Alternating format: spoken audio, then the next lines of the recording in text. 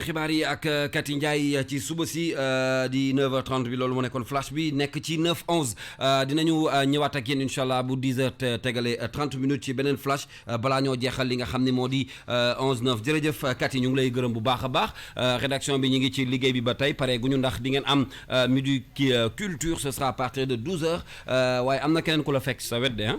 waaw. am na ku ñëw sa wet de. di sa frère fan yii moom xibaar yi ni mu koy def doy na waat ci réew mi. maa ngi lay nuyu Kals. ñu ngi lay fay bu baax a baax a baax. dañ daal di noonu la ñuy def rek jàll ci actualité commenté. ñu dippee ko ñun info expliqué ci King FM jërëjëf kat yi nañu jokkowaat ak yow incha allah ci midi culture lay doon di jotaayu xibaar boo xam ne King FM moo leen koy jagleel saa su midi jotee fii ci première radio digitale bu Sénégal dañuy jukki nag yenn ci ay xibaar yoo xam ne gis nañ ko ci subaak léegi seetlu ko ci journaux yi waaye tamit nemmeeku ko ci li nga xam ne moom lañ leen di jox ci subaak léegi muy actualité bi yi nga xam ne moo xew ci réew mi dafa mel ni am na lenn loo xam ne di sa jukki na ko ci xibaar yooyu le moom la ñu fas yéene commentaire bi ci njëkk ban la. bi ci njëkk Kals sama ginnaaw bu ma nuyoo mbokk auditeurs yi di la nuyu. daaw ma nuyoo nii waaw di wax joyeux anniversaire suñu grand Al Ndiaye. waaw di ko ñaanal yàlla. waaw affaire yi gën a dox comme ni nga ko waxee sànq. ñu tàmbali par bokk na ci li gën a fes tey. waaw rencontre bi nga xam ne doxoon na diggante ki nga xam ne mooy Abdoulaye Wade ak Ousmane Sonko. bu ñu jógee ci loolu. maanaam dañoo daje. ñu ngi siy ngawti depuis fan yi passé yëpp. parce que ñoom ñaar dañoo mel ni ku bëgg a lëkkaloo. jàmmaarloo nag non seulement ak nguur gi waaye tamit ak beneen pàcc opposition bi. parce que ñoom dañoo ne ñoom bokkuñu ci li nga xam ne mooy dialogue national bi. ànduñu également ci li nga xam ne mooy li ñuy wax consensus fort xam nga ñoom ñaar bu ñu taxawee position boobu rek. waaw et ils se mettent à dos l'autre partie de l'opposition. Donc mais boo seetee bu baax c'est un peu de bonne guerre parce que fi mu toll nii Ousmane Sonko aussi bien Ousmane Sonko que Abdoulaye Wade ku nekk si ñoom ñaar dafa soxla sa morom maanaam ku ne yitte woon na sa morom. waaw l'un il vient d'arriver en politique. il a fait quand même 16% aux dernières élections. C'est assez honorable. L'autre on peut pas dire qu'il est en déclin mais quand même il a besoin de soutien aujourd'hui pour quand même exister encore et toujours politiquement. D'accord. Donc ñoom ñaar daje nañu. fi mu toll nii nag ñu ngi voilà ñu ngi laal seen ay plan ngir fexe ba nga xam ne li ñu bëgg mooy. fexe dialogue boobu ki nga xam ne mooy Macky Sall woote woon ko. ñoom daal ñu fexe ba nga xam ne dialogue du. mais ànd diggante Macky plutôt Abdoulaye Wade ak Sonko dafa mel ni lu Sénégalais yi xaaroon la parce que bu ñu fàttalikoo ci jamonoy élection yi gise bu ndaw bi nga xam ne amoon na fi ci ñoom ñaar ak xaar bi nga xam ne Sénégalais yi ñu ngi ko doon xaar. Maître Abdoulaye Wade ngir mu jàppale Sonko juróon na coow lu bëri ba ñu bëri doon wax naan est-ce que du Abdoulaye Wade bu naree wax ci élection yi du Sonko la naan nañ ko jàppale tey ñu ñëwaat gisee nañu dafa mel ni am na lu ñuy togg ci suuf. mais xam nga gisee bi c'est pas nouveau ça c'est la énième rencontre entre les deux. Mais comme ni mu la ko waxee sànq c'est-à-dire aujourd'hui aussi bien Abdoulaye Wade que Ousmane Sonko. L'un a besoin de l'autre. Sonko moom li muy xëcc yëpp mu toll nii. mooy nekk le patron de l'opposition. Ok. Il veut être le patron de l'opposition. Actuellement, le patron de l'opposition, c'est Idrissa Seck. Ah ouais. C'est lui qui en fait qui le symbolise. Ah ouais. Mais donc pour que lui, parce que pour être l'alter ego du président de la République, il faut être le patron de l'opposition. Ça c'est vrai. Donc même si Sonko a fait 16%, il est arrivé 3e, je pense, aux dernières élections, ça ne fait pas de lui le patron de l'opposition, d'autant plus qu'il n'a pas les autres membres de l'opposition avec lui. La plupart des autres membres de l'opposition, après aux élections, la plupart étaient plus proches d'Idrissa Seck que d'Ousmane Sonko. D'accord. Voyez-vous. Maintenant, pour les consignes de vote, Wade a été prudent. Il a joué le jeu jusqu'au dernier jour. Il n'a pas donné de consignes de vote claires parce que son parti n'avait pas réellement de candidat. Le candidat qu'il avait a été recalé. Son projet c'était de faire élire son fils. Ça n'a pas marché. Le but pour lui également c'est de mélanger ses cartes. Ça n'a pas également marché parce qu'on a je veux dire le manque bi dañ ci bës puso mu perd parce que il a fallu négocier un peu avec le président guinéen mu xëcc ko mu ñëw foofu mu wax ak moom paa bi dal ñëwaat fii ne bon léegi dootul wax dara ci élection yi bàyyi mbir yi dem. Donc du coup tey jii dañuy amorcer beneen virage mooy virage local yi. ñëpp xam nañ ne Kals que les locales mais c'est capital. Effectivement. C'est capital, c'est-à-dire aujourd'hui dafa am solo. Non, c'est à partir de ces locales là qu'on sent le parti ou celui qui va être encore en pole position aux prochaines présidentielles. D'accord. maanaam mën nga ci am njortu ngir xam à peu près nan lay demee donc ñoom ñaar ñëpp xam nañ ko muy aussi bien Wade ak Sonko xam nañ ko xam nañ tam ne également que le parti au pouvoir est aussi que l'opposition qui allait répondre à l'appel de l'État ou bien du président pour le dialogue xam nañ ko également ils ont décidé ils ont fait ce qu'on appelle un consensus fort pour pouvoir dire qu'on va recaler on va en fait reporter les élections. Ce que Wade ne veut pas et ce que également Sonko également ne veut pas. Mais tout cela, ça relève de calcul politique. Au fond, ils le veulent pas.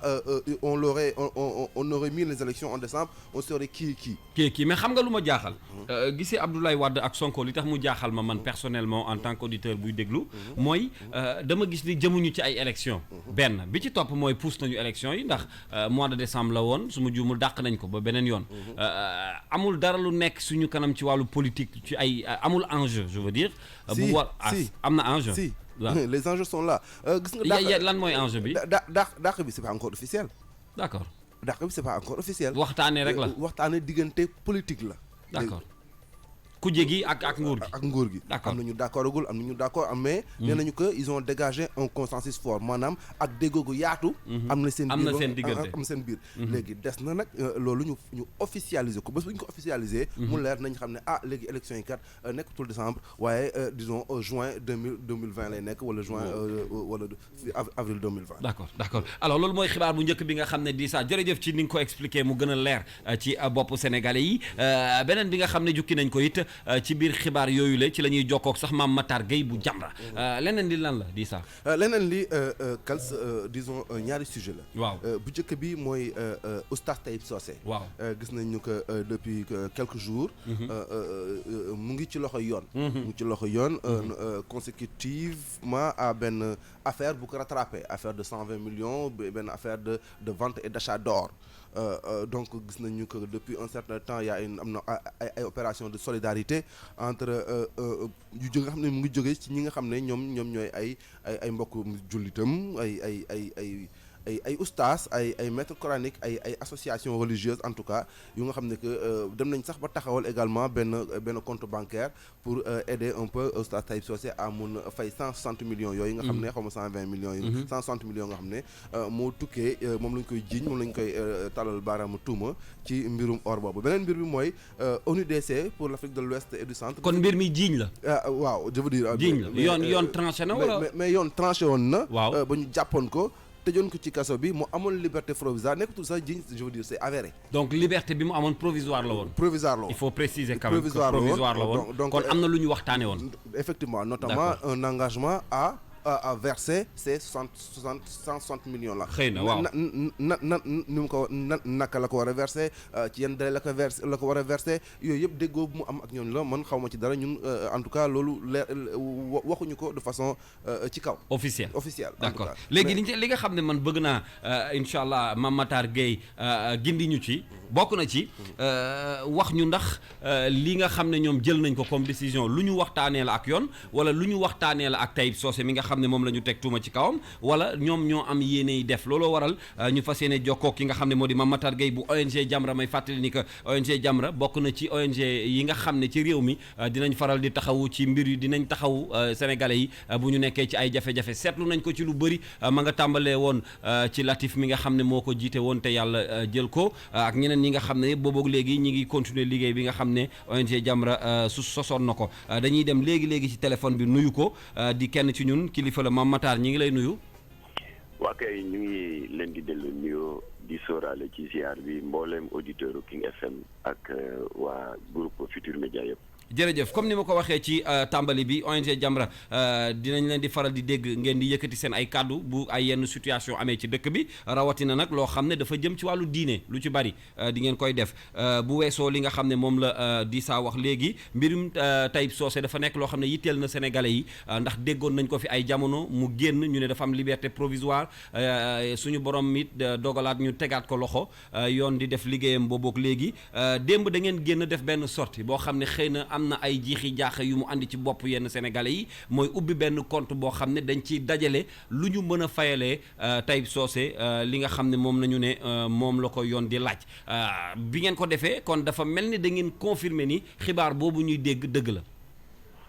waa jërëjëf xam nga yàlla dafa dogal Jamra biñ ko sosee février 83 maanaam fanweeri at ak juróom-benn ci ren defe naa sénégalais yi doy nañu seede suñu yëngu-yëngu non seulement xeex mbon gi jikko yu yàqu yi drogue beeg ñaari tur yeeg franc-maçon yi waaye itam képp koo xam ne doomu réew mi nga te nga jànkoonteeg injustice wala bu dul injustice tam nga jànkoonteeg natt bu la yàlla teg Jamra ngorom mayu ko mu croiser les bras ne suñu yoon newu ci ndax lii ñuy fëgg suñu dënn ci gàmmu yeeg màggal yi naan innamal mu'minuuna ixwa jullit yëpp ay mbokk lañ wax ko yomb na waaye Seydina Mohamed nee na bu leen ko wax yem ci na ngeen ko jëfe voilà loolu moo waral ñun tamit ñuy def acte de solidarité suñu diggante ak anciens combattants yi ak liggéeykat yi nga xam dañ leen dàq ci ay société de nettoiement yu mel ni Ama Sénégal ak yeneen i acte de solidarité yoo xam ne jubluwuñ ci dara dul sàkku ngërëmul yàlla ndax ngërëmul yàlla moo ëpp doole fuuf ngërëmul doomu aadama Taib Socé nag suñu diggante ak moom bërka démb la woon tey doog a ñëw mook Latif dañu meloon ni ay doomu ndey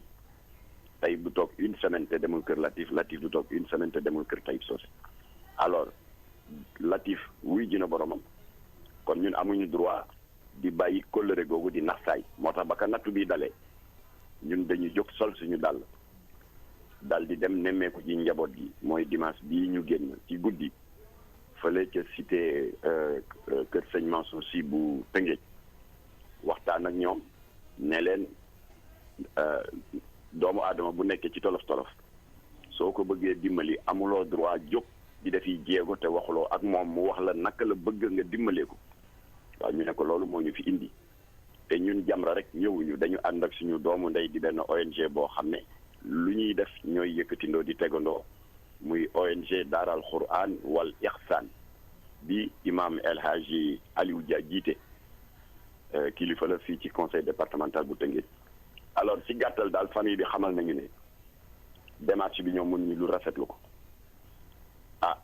léegi mën ngeen jóg xool ni mu gën a rafetee ngeen def ko ñu ne leen ñun ñàkk ñoo doylu seen kàddu comme que am nañ seen kàddu léegi ñun dañu bëgg a dolliwaat beneen garantie ndax xam nga dëkk bi dafa naqari léegi am na ñoo xam ne du ñu dimbali nit du ñu xettali nit du ñu taxawu nit mais ku ñu gis ngay dimbali nit di xettali nit taxawu nit ñu saaga la xas ka ngay dimbali waaw moo tax ñu ne leen ñun doyloo nañu seen kàddu waaye nag dañu leen di yëgal ne suba du tere dinañu dem ca ndeyu mbi lëga pour am une deuxième garantie balaa ñoo yëkkati benn jéego ci li ñu nar alors yàlla dimbali nañu ba démb gis nañu ndeyu mbi liggéey mu di suñu xarit suñu doomu ndey imam Taib Socé maslu nañ ko coono waaye itam sant nañu yàlla bi ñu ko fekkee dans un état moral satisfaisant ndax xam nga moom tàmm na di wax ci tafsirul Qur'an yi ne gëm yàlla mu ngi tàmbali ci nangu ay dogalam kon nag mel na ni fekk nañ ko dans cet état d'esprit te loolu dal na xel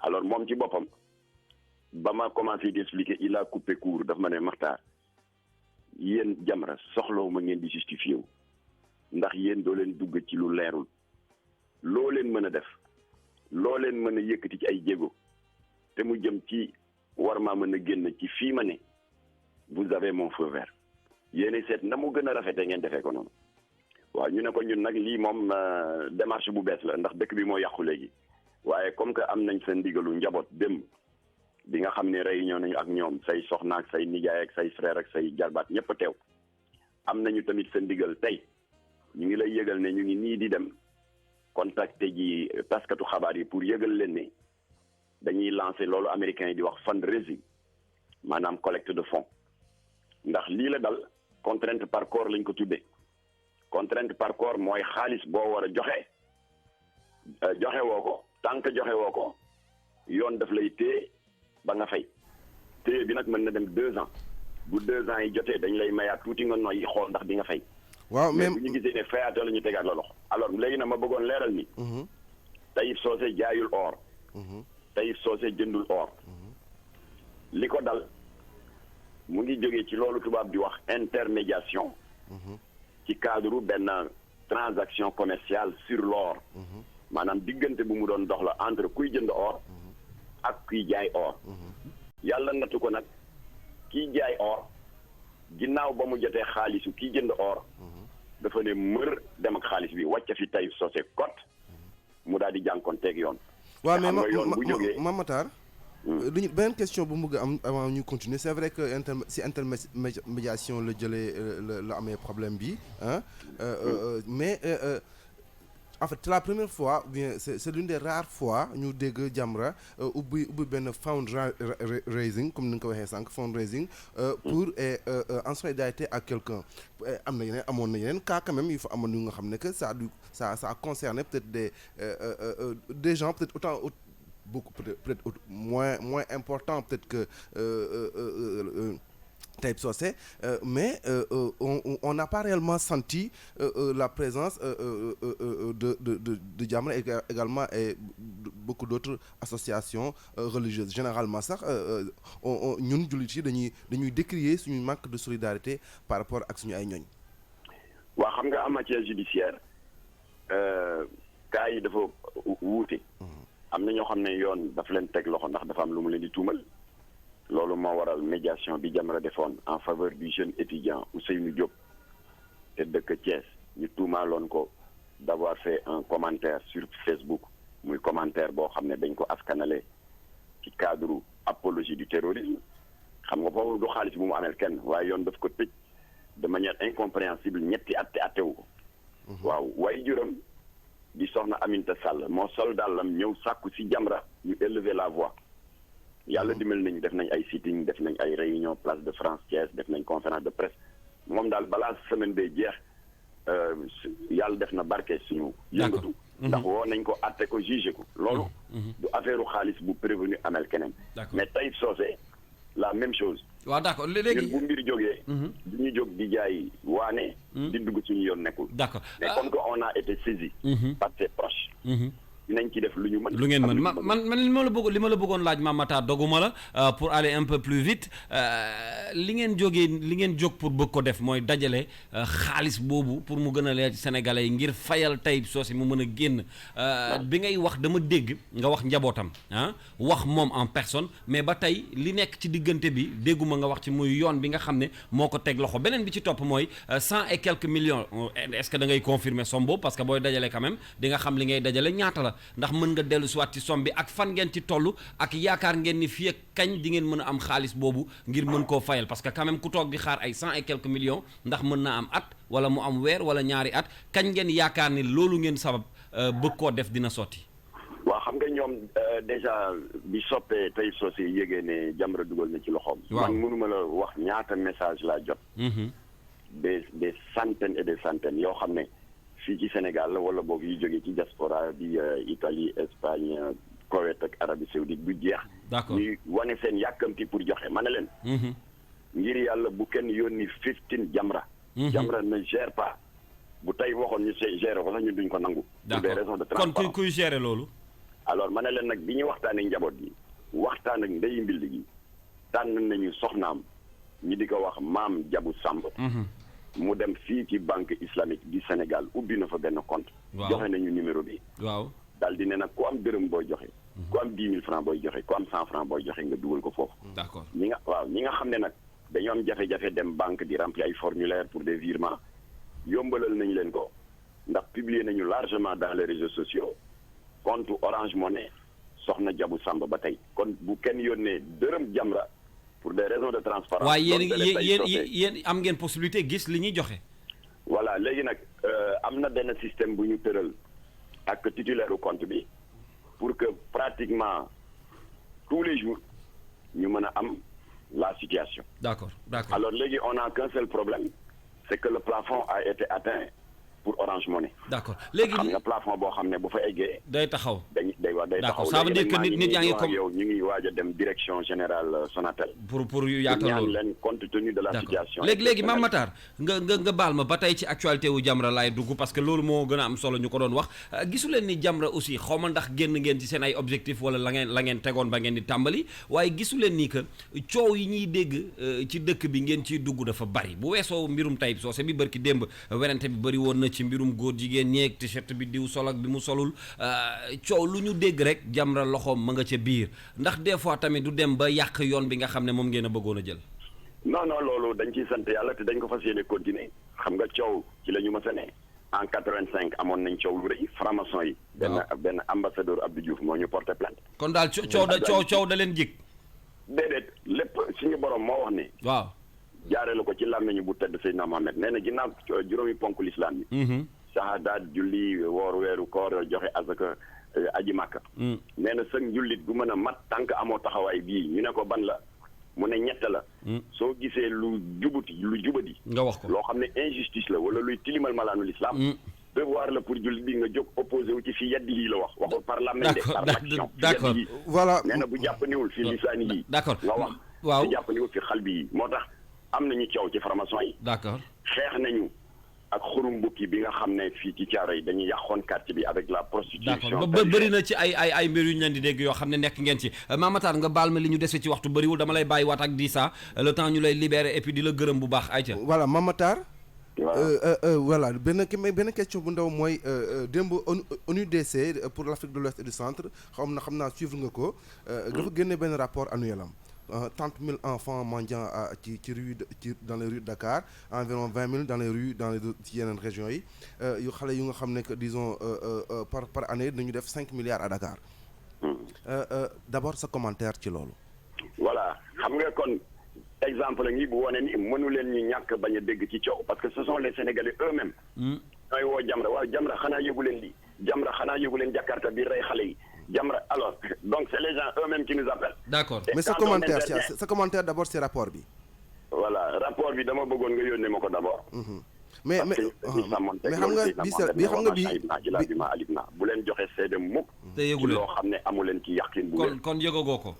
yëgaguma ko dégg naa ko. am na ku ñu chargé pour mu lijjanti ko. waaw mais comme que je suis chargé de la communication. certainement il va me le remettre dans les prochaines heures. jërëjëf alors bu ñu ko jotee du ñàkk bu ñu jokkoo ak yéen ñu mën ko commenter inchallah jërëjëf mais déggoon nañ leen dernière question bu ma ko permettre Kalf.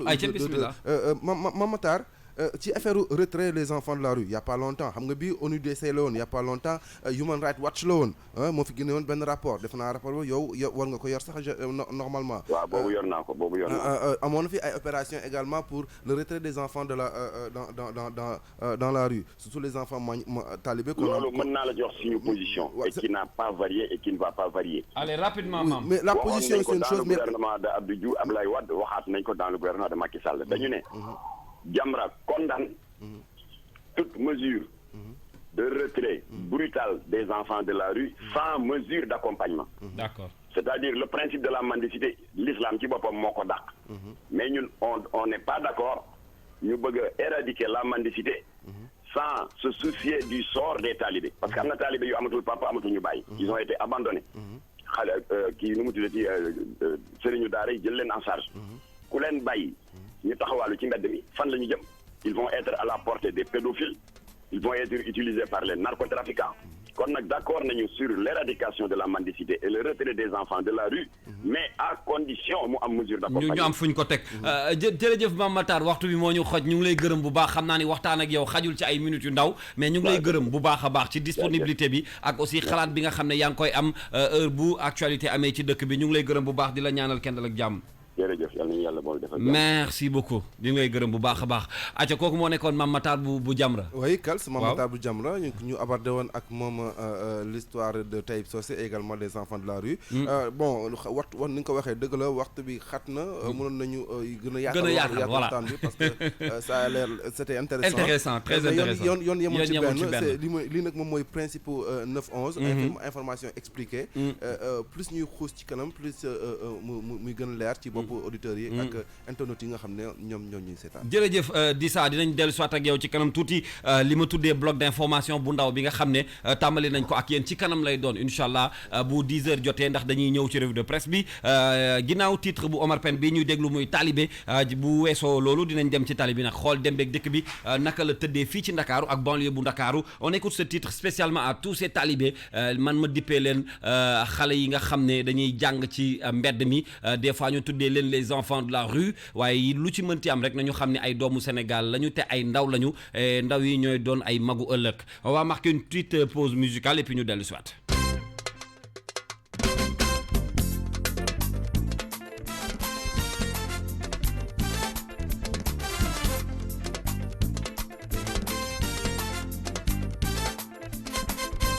Talibé ngi yalwaan yore poto moom di laaj di sarax talibé ngi wër kër yi lee mbaa mu taxawaalu di laaj di sarax xoolal ku ne ku ndaw gee ak tànki neenam mu soli sagar lu mu guddi guddi moom dafay laaj taxawaalu di laaj di sarax dana ko laaj ana yaay mu négale dana ko laaj ana baay mu négale talibé ngi yalwaan yore poto moom di laaj di sarax talibé ngi wër kër yi lee mbaa mu talal loxoom di laaj di sarax xoolal ku ne ku ndaw gee ak tànki neenam mu soli sagar lu mu guddi guddi moom dafay laaj taxawaalu di laaj di sarax dana ko laaj ana yaay mu négale dana ko laaj ana baay mu négale juróomi at rekk la am xam nga ni teel na fi laaj di sarax pédophile yaa ngi sunu biir ñu bàyyi sunu xel si gune yi le ndax gune gu ndaw gee ak tànki neenam mu soli sagar lu mu guddi guddi moom dafay laaj taxawaalu di laaj di sarax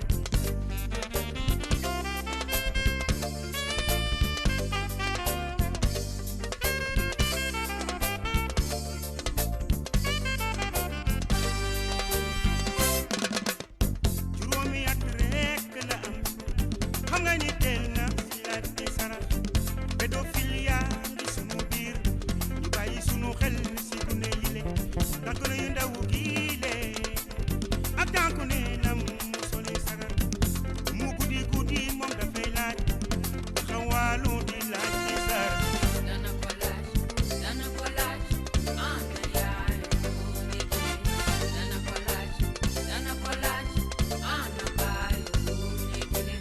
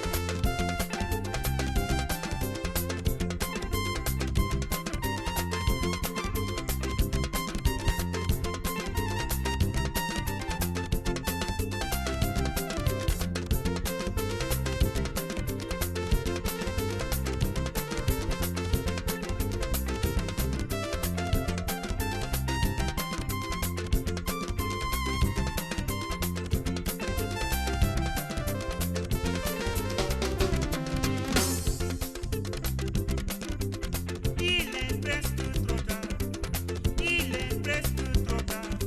Mes amis vont à l'école, ils sont très bien habillés. Au moins je cours les rues.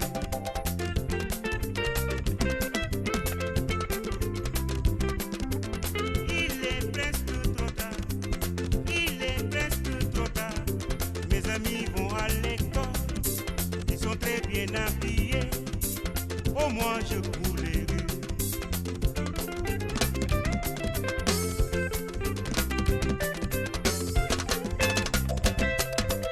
Mandamela wara sori saga man damay laajte boy sara xom de danga wara def kankine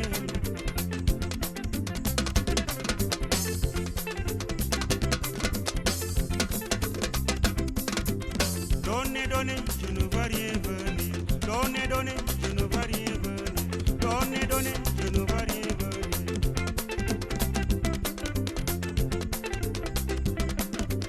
il est presque trop tard il est presque trop tard mes amis vont à l'école ils sont très bien habillés oh moi je cours les rues.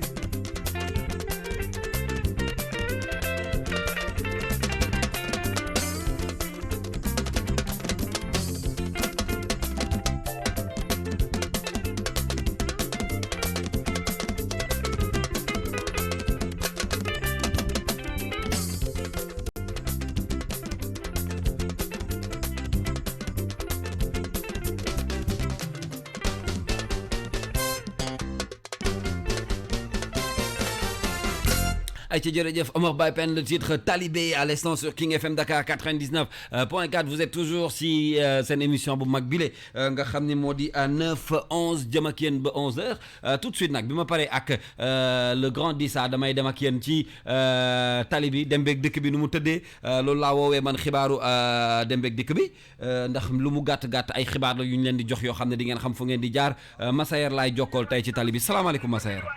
maaleykum salaam bi jégal. mais na nga def waay. maa ngi sant yàlla bu wér. alors noo def ak tali bi tey dem beeg dëkk bi xam naa ni weer bi daanaka deena oto yi gaare woon génn nañ foo féete déjà.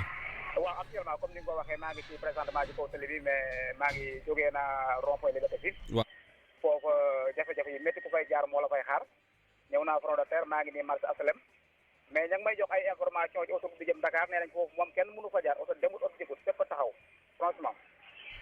maanaam foofu xaw na faa tege tembe tuuti.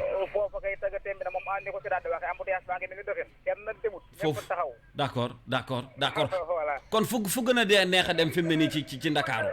waaw actuellement daal fi ñëpp jàpp ne instant yi métti na instant yi xaw naa yomb parce que maa ngi si présentement maa ngi tollu marché HLM. waaw wax nga dëgg. waaw normalement wax dëgg yàlla. te marché HLM jamono ji dafa war a xat.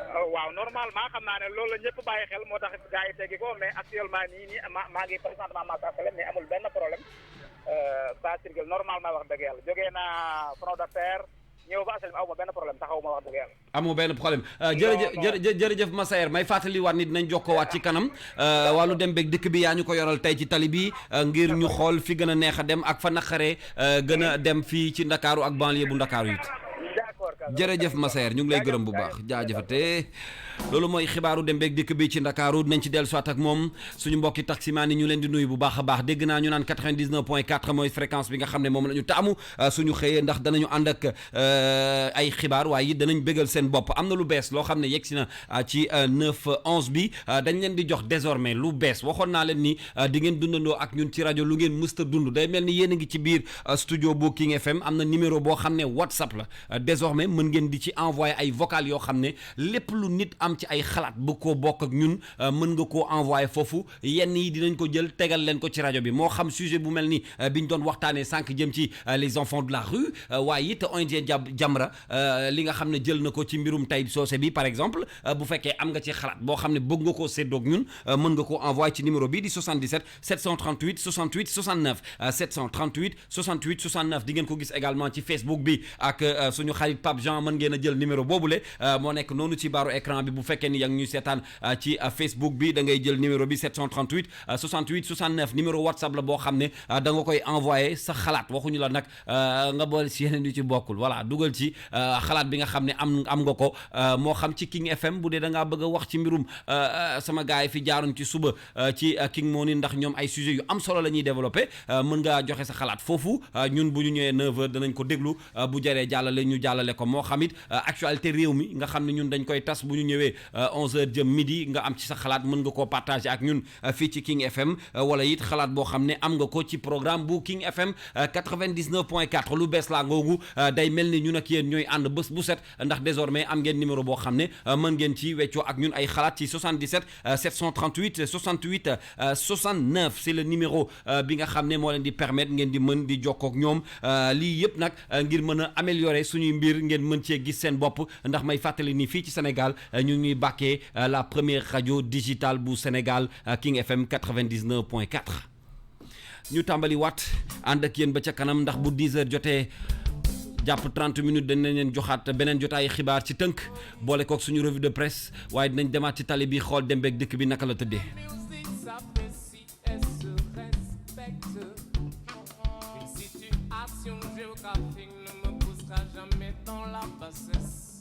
Car je sais qui je suis, ce que je veux. Ma musique est la musique destinée aux hommes purs.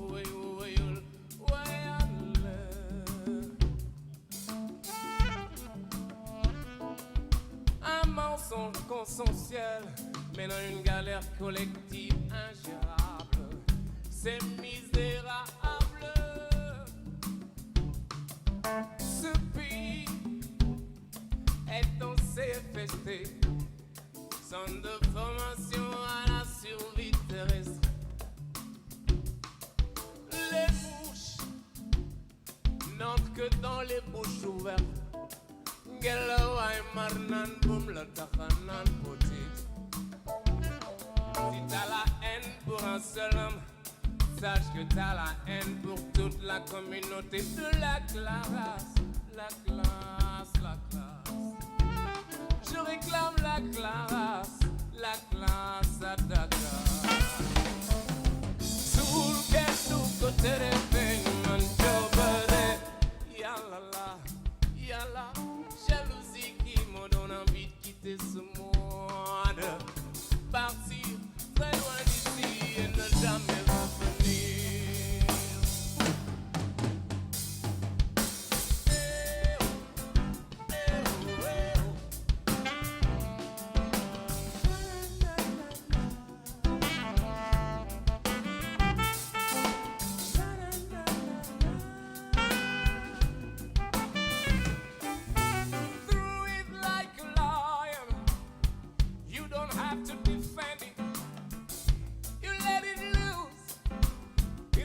Defend itself.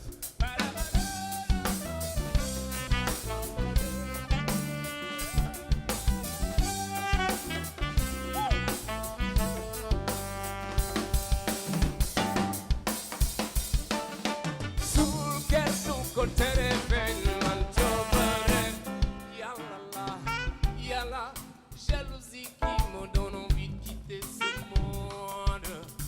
Partir très loin d'ici et ne jamais revenir. Vous vous en foutez, je sais. Vous me méprisez, je sais. Vous me haïssez, je sais. Vous ne kiffez pas ma gueule, je sais. Mais qu'est-ce qu'elle a ma gueule, tu sais. Une chose est claire et vous le savez. Vous ne vous doutez pas de ce que je sais. Vous ne vous doutez pas de ce que je peux faire. Même pas une minute ou une tierce. Vous avez profité de mon adolescence pour bien vous foutre de ma conscience. Encore profiter de votre expérience pour anticiper mon enterrement. Si je mens, je sais.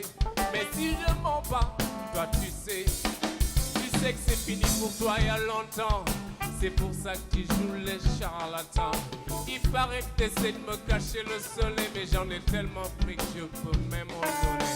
De la classe, la classe, la classe. Sénégal, je réclame la classe ici à Dakar.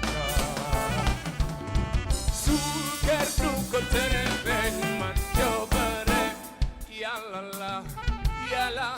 Jalousie qui me donne envie de quitter ce monde. Partir très loin d'ici et ne jamais revenir.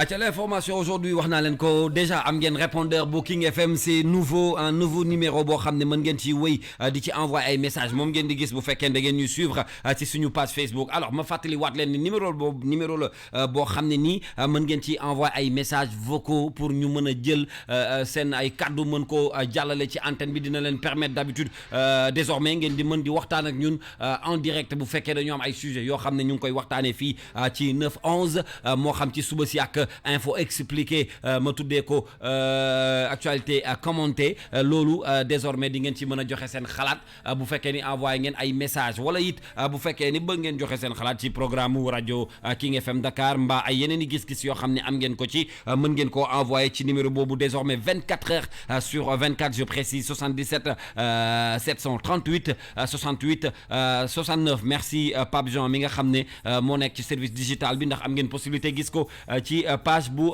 Facebook bu King FM Dakar alors keneen koo xam ne jamono ji mi ngi waajal un événement dégg ngeen ko booboog léegi ci antenne King FM yi muy Abiba la petite Abiba nee na xale màgg na donc ñu ngi koy xaar si Plaza ce sera ce week-end un événement birthday show voilà comme chaque année 3e édition ce sera pour le 3 muy samedi bii ñu jëm King FM ànd ceeg moom di ko gunge et puis di ko accompagner Abiba ci liggéey bi nga xam ne ci la nekk numéro baa ngoog désormais mën ngeen cee woote gars yi may laaj xarit dinaa ci ñëw waaye bokkul ak numéro boobu numéro bi joxe leen ci seen xalaat partager ak yéen li nga xam ne mooy même gis-gis bi ñu am wala sa gis-gis sax mën naa wuteeg bi ñu am ñun waaye rek ñun jël nañu li nga xam ne moom la ñu dippee répondeur bu King FM Dakar 77 738 68 69 numéro WhatsApp la boo xam ne mën nañ ci faral di jokkoo ñun ak yéen voici ce titre Sidi Rama bu Abiba di ko may xale yi nga xam ne nag jamono ji ñi ngi vacances waaw fi mu ne nii xale yi bër nañu jàng nañ ba noppi di féliciter bacheliers yi di féliciter également ñi nga xam ne ñi ngi woon ci BFM bi di leen ci nuyu bu baax a baax nos amis taximan également mention spéciale à vous dégg naa taxi yaa ngay riir fu waay mën nekk ci Ndakaaru fi mu ne nii boo xëyee 9h yaa nga King FM Dakar di déglu li nga xam ne moo di 9-11 di leen bëggee sama mbokki taximan yi nga xam ne ña nga si Plaza nuyu naa leen garage bu Colobane na ngeen def waay di leen aar naataange nag benn mouvement la boo xam ne ay taximan ko jiite maa ngi leen ciy nuyu bu baax a baax sama xel dem ci Ibrahima si le grand taximan big up à toi Babacar Diakhoumpa message ba yegsi na di la bëggee bu baax di la nuyu Amadou l'ancien taximan Amadou nuyul ma waa Grand Dakar ak xaar yàlla taximan yooyu le kenn du ñoom di leen bëggee bu baax ci déglu bi ñun nag dañoo xaritoog taximan yi bu ma benn borom dawalkatu Njaga Njaay wala Carapide mere dafa fekk ni dañoo fasante coloré ñun rajo King FM ak suñu mbokki taximan yi nga xam ne heure bu ñu xëyee dañuy bis ba 99.4 ñu teg ko fa.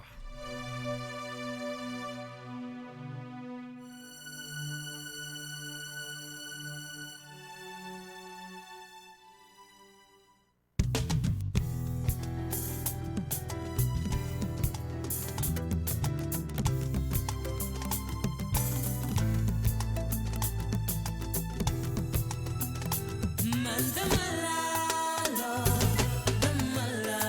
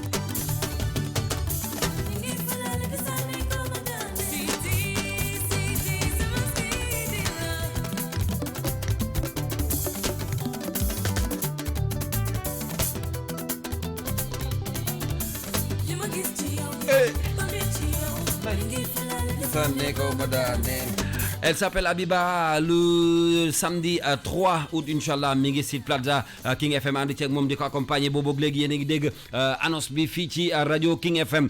alors ñu moom it ñu ngi koy souhaiter également bonne continuation ci liggéey bi nga xam ne ci la nekk boobu léegi la petite Abiba nee na nag xale màgg na donc affaire à suivre ci inchallah ci site Plaza lay doon samedi bi ñu dëgmal commentaire yi ci King FM page Facebook bi ñu ngi leen di nuyu bu baax a baax merci beaucoup à Mia Djigo.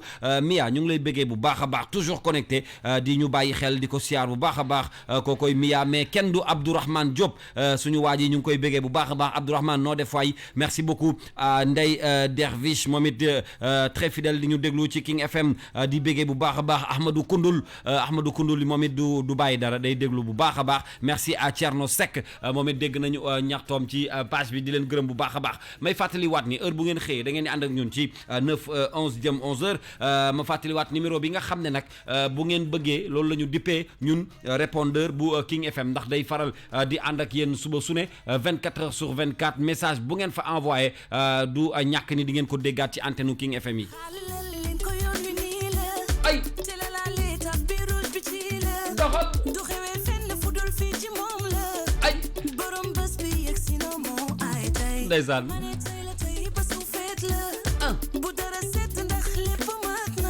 ndeysaan doxal borom bés bi tey Al Ndiaye lañ koy woowee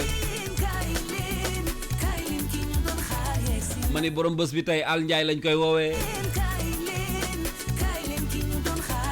ayca bismillah téléphone baa ngoog ci 77 lay doon 738 68 69 xam nga nag lu bees dafay neex moo waral ma leen koy teel a jox ngeen teel koo am bu fekkee ni am ngeen seen ay xalaat yoo xam ne bëgg ngeen man mii ma dégg ko bëgg ngeen également équipe bu Al Ndiaye dégg ko muy Mayité ak Lari Samb ak sama waaji Seydina Omar wala it bëgg ngeen ñeneen muy DJ Cool muy Mati Carter muy ñaatamba mi fiy ñëw wutuma léegi ci kanam le grand Exidex yéen ñëpp ku ci ne am nga ci possibilité boo xam ni bu ngeen envoyé ñoom danañ ko déglu et puis lu bees tàq li nga xam ne désormais balaa ñuy yeewu 7 heures du matin am na 6 heures du matin njol maanaam ca fajar ga loo xam ne ñu ngi ko tuddee grand réveil matinal loo xam ne lu bees la mi ngi ñëw loolu nag yéen a koy animer seen bopp waaw yéen a koy animer seen bopp possibilité bi ngeen ci am nag mooy da ngeen di envoyer seen ay message bu la neexee nga nuyu ci suba teel si xam nga nuyu su nuyoo suba teel day neex nuyoo suba teel day neex kuku man la maa ngi nuyu Pape Jean sama waajooju kenn du moom def sa dédicace bu baax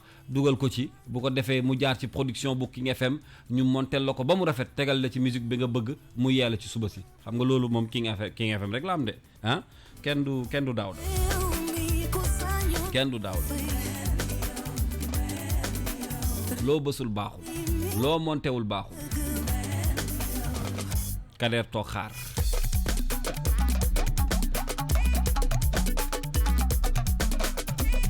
ndeke Kader dafay nekkoon di jële ma ñëw mu jël man ma bàyyi ko dem ci Daouda man maa bàyyi Kader personnellement ayca numéro baa ngoog 77 738 68 69 la ma wax Daouda laay wax Pape Jean lu ngeen bësul ci internet bi rek baaxul xale 2.0 yaa ngoog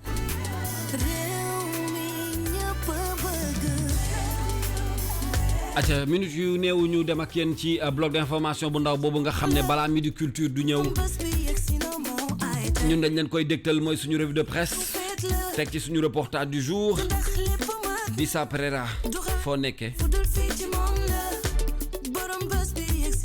Dissa bàyyil ma lay jëli ci rédaction bi del yegsi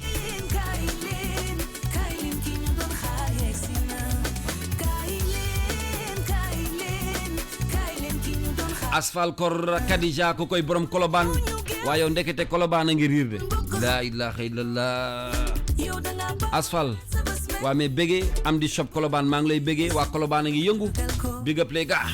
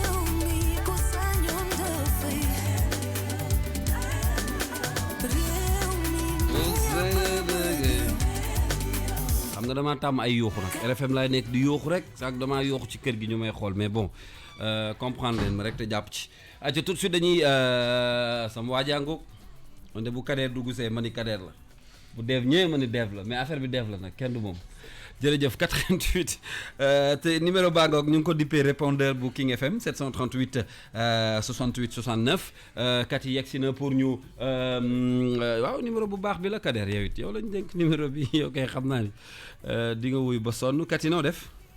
maa ngi fi. mbaa yaa ngi ci jàmm. ça va sant yàlla bu baax noo doxalee na ko bés bi. bés baa ngi nii di neex rek. ah mi ngi avancé. waaw ça va. kon lépp a ngi baax. nickel. kon baax na jeex na ayca kookooy kat yi moom moo ñuy tënkal xibaar juste après également ñu ñëw ak yéen li nga xam ne moom moo ciy topp bismillah.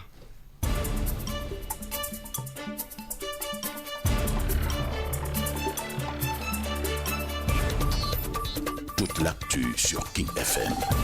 Katingay.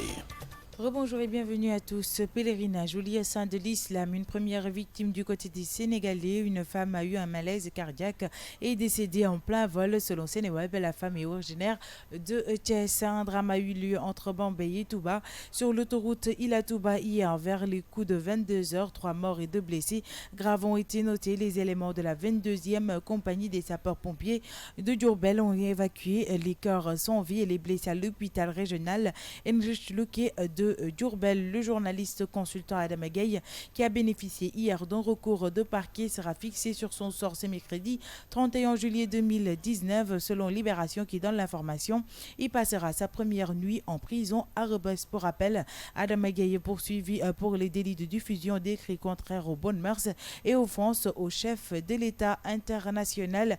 Un deuxième cas d'Ebola a été détecté à Goma, grande ville de l'Est de la République démocratique du Congo, à la frontière avec le Rwanda. La capitale du Nord, Kivu, qui compte 2 millions d'habitants, a connu il y a 6 jours le premier cas avéré de la maladie qui a déjà fait dans cette province et en Utérie 1790 morts. Sport, la Fédération sénégalaise de football a annoncé mardi dans la soirée que Moustapha Gueye conduira les Lions au prochain mondial de basket qui se déroulera en Chine du 31 août au 15 septembre 2019, suite aux négociations non concluantes avec Abdourahmane Ndiaye Adidas, qui jusqu'ici était le sélectionneur national IGFM. Musique pour terminer, aujourd'hui nous vous proposons d'écouter Warati de Khalam Esre de leur album Warati sorti en 2015.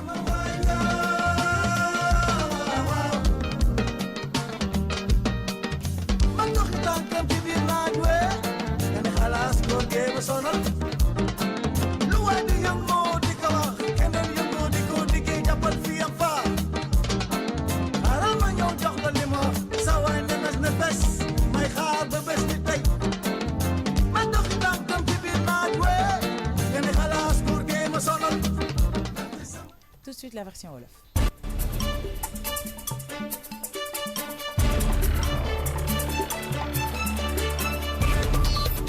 Yéen a ngi déglu King FM ci 99.4. mbokki dal leen nag jàmm ci seen tënkum xibaar ñu tàmbali ko ak ñay dem ca Makka fi mu nekk nii rek ci wetu sénégalais am na ci kenn ku ñàkk bakkanam soxna si la rek ab malaise cardiaque moo ko dal rek ca biir vol ba fa la ñàkkee bakkanam bu nu sukkandikoo rek ci waa Seneweb moom soxna si ca Thiès la daal di bàyyeekoo ab jëye moom moo am ci diggante Bambey ak Touba jëm ci autoroute Ila Touba ni ki démb rek ci guddi ñetti doomi aadama ñoo ñàkk seenu bakkan ci ab accident ñaan nag daal di ci am ay gaañu yu mbétti ñii di élément wu 22e compagnie des sapeurs-pompiers bu Diourbel nag daal dinañu évacuer ñi nga xamante ne rek ñoom ñoo di néew yi waaye itamit ñi am ay gaañu ci l'hôpital régional Heinrich Leuquet bu Diourbel.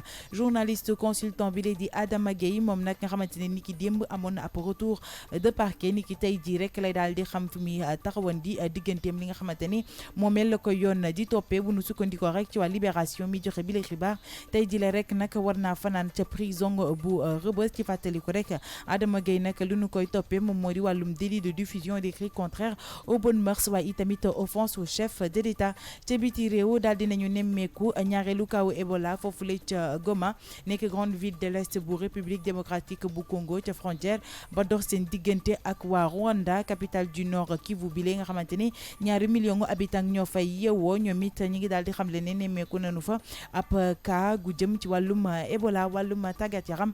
Fédération sénégalaise sénégalaise du football de basketball nag daal dinañoo xamle ni ki démb ci guddi ni kii di Moustapha Gueye moom mooy daal di yóbbu gaynde yi ca mondialu basket bi nga xamante ne war naa am foofu la ca Chine ni ki fanweeri fan ak benn ci weerub août jàpp fukki fan ak juróom ci weerub septembre atum 2019 loolee rek mu nga juddu ci négociation ya nga xamante ne mujjita antu ngir bëgg a indiwaat kii di Abdourahmane Ndiaye Adidas ca boppu équipe bi ni mel bu nu sukkandikoo rek ci waa IGFM ñu jëxalee rek tënkum xibaar yi ak wàllub musique tey nag woy bi ñu leen jagleel moom moo di waxati bu xalam ñu jëlee ko rek ci seen album bi di waxati génn ci atum 2015.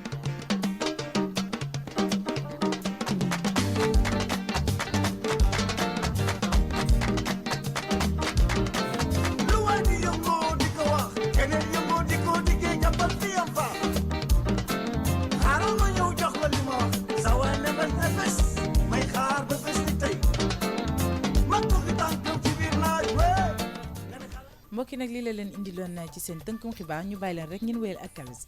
acca jërëjëf Kati Ndiaye loolu moo nekkoon xibaar yi nga xam ne moom lañ doon joxe ci tënk en attendant rédaction bi di dellu soit bu midi jotee ci jotaayu xibaar bu gën a yaatu waaye pare gu ñoo ak yéen ndax 9-11 xam ngeen ni bu ñu paree ci tënkum xibaaru 10 heures yi tey nag am nañu li ñuy wax suñu reportage du jour. am nañu tey reportage du jour ñu nar a waxtaanee li nga xamante ne rek moom moo di yokkute yi ñu nemmeeku ci produits pétroliers yi chauffeur si nag jamono ji ñu ngi daal di ñaxtu jëm rek ci wàllum décision gu chef de l'état bi ñoom nag ñu ngi daal di xamle ni yokku gi teguñu ko ci lenn ba tax na rek ñuy woo gouvernement wu Sénégal ngir rek ñu daal di wàññi njugum carburant bi reportage bi Aminata Ba moo ñu ko defal. ñu ngi fii ci garage Clando Almadies ginnaaw weex bi ñu yokkee njëgu produits pétroliers yi chauffeur yi ñu fekk ci garage bi ñu ngi wéy di joytu ndogal bi jiitu réew mi jël. metti na lool gën na neex daal ni mu meloon ci la ñuy liggéeyee ñun ñëpp borom njaboot lañu ci la ñuy liggéeyee donc buñ ko mënoon wàññi daal dinañu arrangé lool delloo ko fa mu nekkoon buñ ko wàññi koy waruñu yokk loolu daal mooy solo gi. am na jafe-jafe parce que la cay ruus mët na ndekki léegi litre bi léegi yaa ngi ko doon jëndee li nga ko jëndee ñu teg ci fukki dërëm ak ñett metti na boo naree jënd fukki litre léegi 10 litres yaa ngi daan jar 6000 francs léegi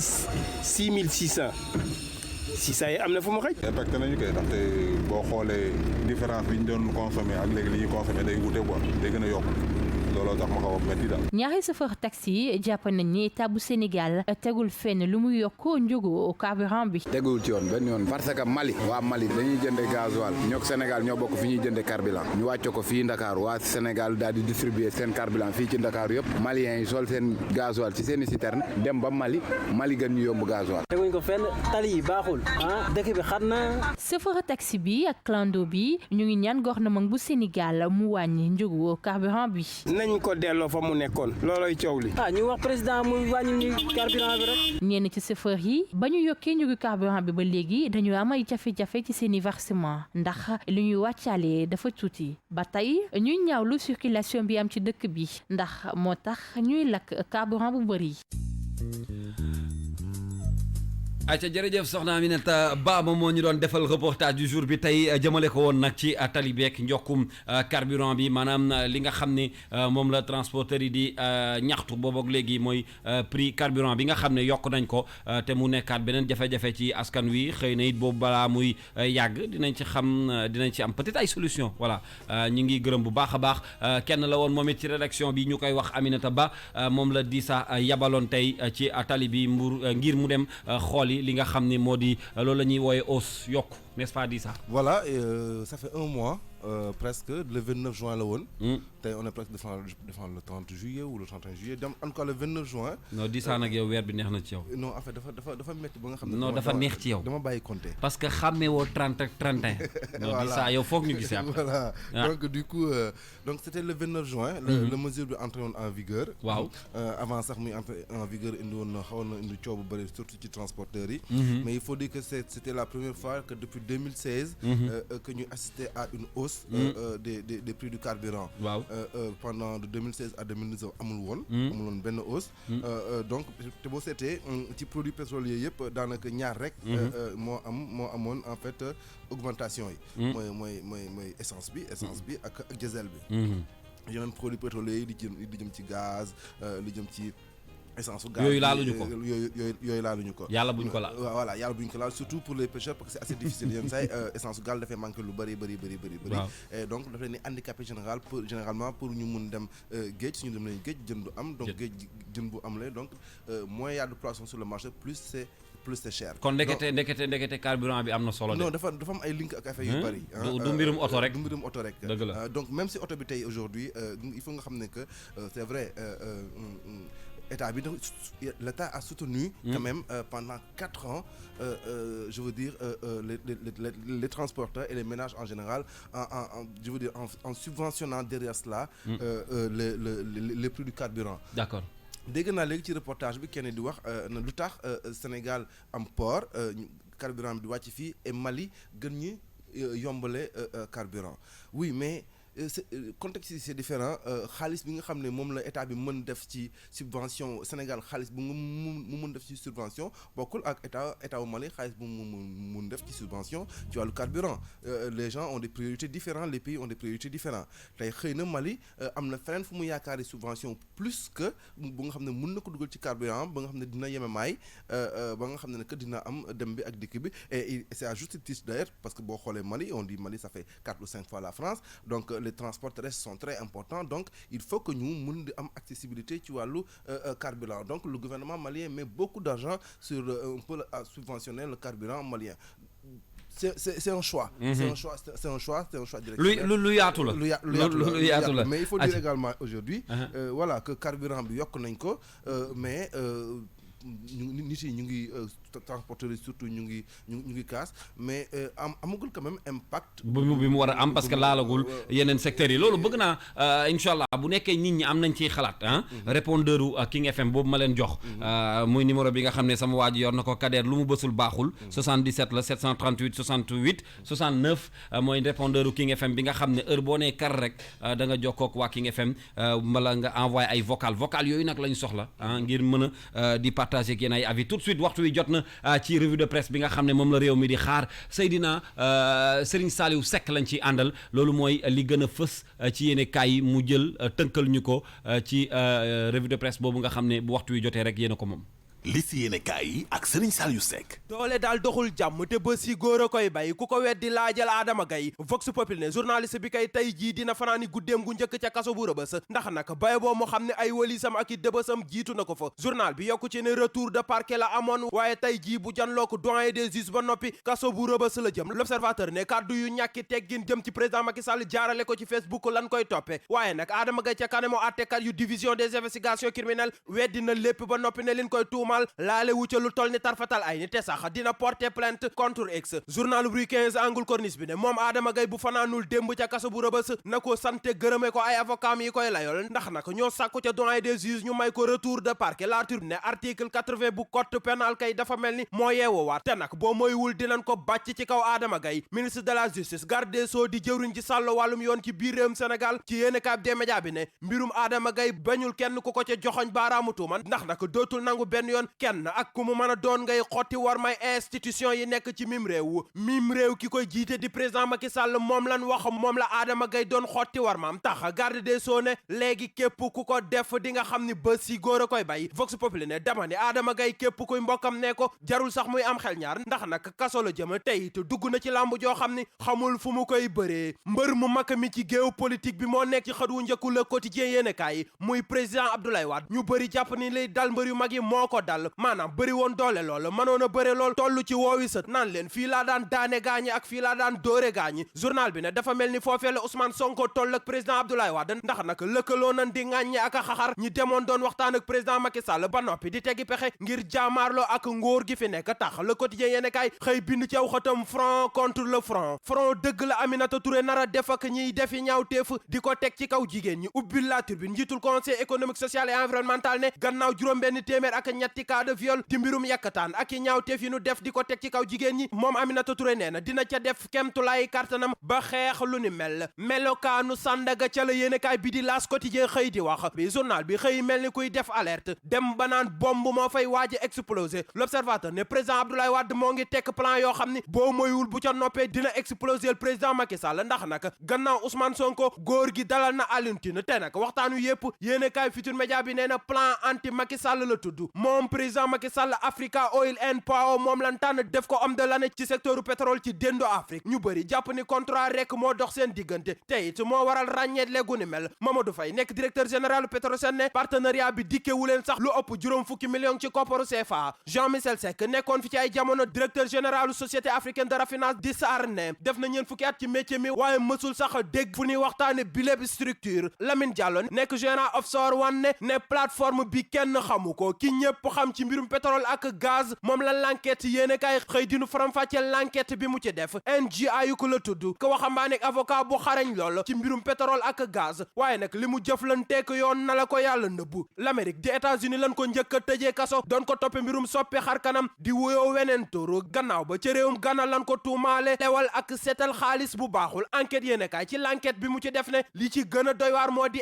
NGA yu ko wuyoo na ñetti tur yu benn bokkul ak moroomam journal bi ne gannaaw Frank Timis kuy seet njublang ba agsi ci waa ji jàppal ñaar ñi doon jàppante niki dimanche bi nu weesu ca stade Léopold Sédar Senghor Vox Populi nee na muy Modou Lo di Eumeu Sène CNG dagg na leen 1 million bu toll juróomi téeméer ci xaalisu CFA waaye nag lu ci man di am Modou Lo lan wax ni mooy roi des arènes tax l'Observateur xëy samp laaj ci ndombal tànk roi des arènes Serigne Mour Diom ne titre bi daal war nañ koo xoolaat Moustapha Gueye nekkoon fi ci ay jamono Tigre de Fass ne yaawu jaal sax mën naa fakka salu ba dégg roi des arènes jaare faat dégg daali ba faaw Vox Populi ne ki naru te dégg daali kay mooy doomu Sénégal ba nekk ci réewum Italie xale bi fukki at ak juróom benn rekk la am doon yakkataar njagamaar bu toll ci fanweeri at ak ñeent te waroon koo fay xaalis gonek Sénégal gi ba mu noppee ca la mu doon def li mu xamal ndaw si moo di amul dara lu mu ko faye taxit ndaw si yóbbu ko ca police ba jamono ji takk der yu réewum Italie tekk nan ko loxo.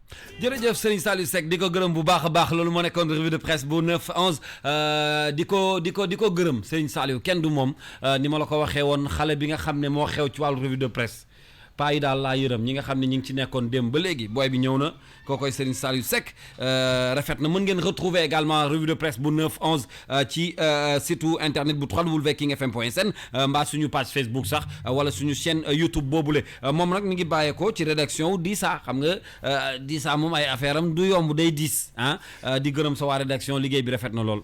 di la gërëm yow tamit di la sant liggéey bi rafet na. vraiment c'est un plaisir de ànd ak yow de 9h à 11h. Vraiment on sent aujourd'hui que y a voilà King FM mu ngi dem. kenn du yow mais gërëm naa la Dissa. maa ngi sant bu baax a baax et puis li waaj a waxoon booy dem ma yóbbaale. waaw yow loo wax jékki nga jékki rek gisuma la. te xam nga xale yi ñoom di Kader rek consort du ma ci boole sax Pape Jean ñëw nañ di ma wax naan ma grand bi daal mi ngi ci suuf fii quelque part ci kër gi donc ñu ngi lay gërëm bu baax a baax on se retrouve demain inchallah 9-11 et puis xam naa ne yaa ngi dem togg ji li ñu nar a xëy yàqal askan wi suba waaw bu soobee yàlla comme d'habitude waaw ça va être animé ça va être informatif et ça va être musical également d'accord bul fàtte ni am nañu répondeur boo xam ne la fa nekk it mën nga koo jukki andil ñu ko numéro baa ngoog 738 68 69 loolu la ñu duppee répondeur bu King FM. amul problème jërëjëf mbaa yaa ngi waajal tabaski bi. waaw ndànk léegi xaaral ma jox la loo xam ne mën naa dalal sa xel rek. xam naa ne xar bi ñëwagul waaye. waaw yóbbaale lii rek. ndeysaan xam naa ne sa xel dem na ci tabaski. waaw surtout ca lakk ma. ca lakk ma mais Dissa mii ndeke doful de jërëjëf incha allah demain.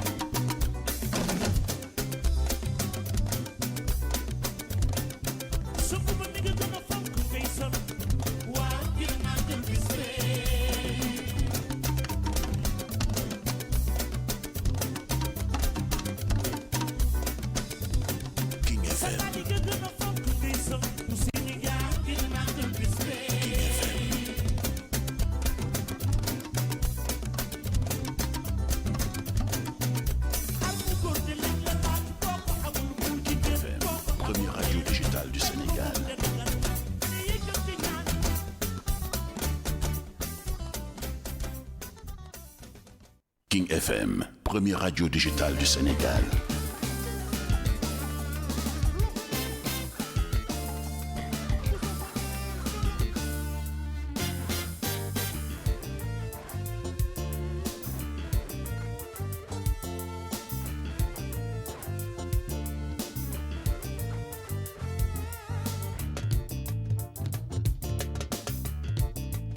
King FM.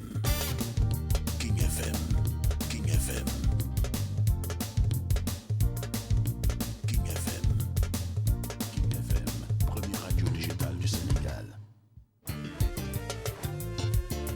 Suivez-nous sur notre site web www.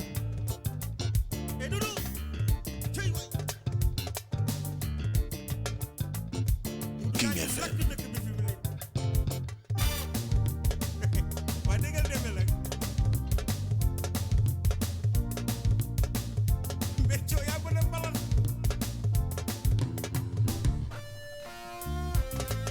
King FM.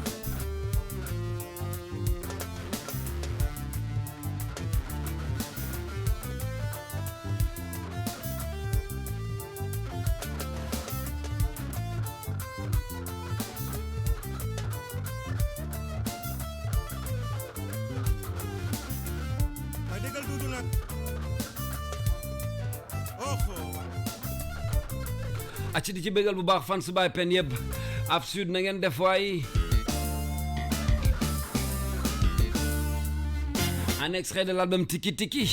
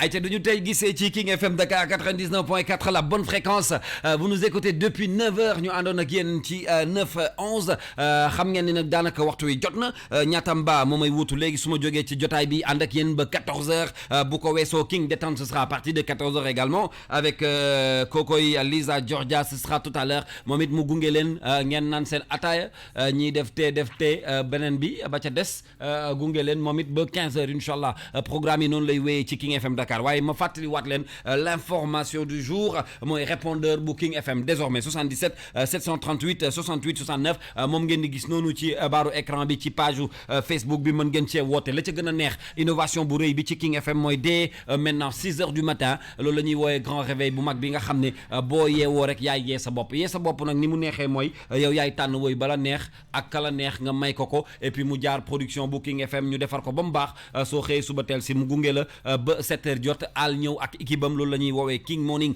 fii ci King FM mais juste après 9h nag ñu ñëw ànd ak yéen waaye ci répondeur King FM lu ne mën ngeen ko fa bàyyi moo xam ay message yoo xam ne dédicace la ci message vocal yi waaye it joxe seen xalaat ci d'habitude sujet yi nga xam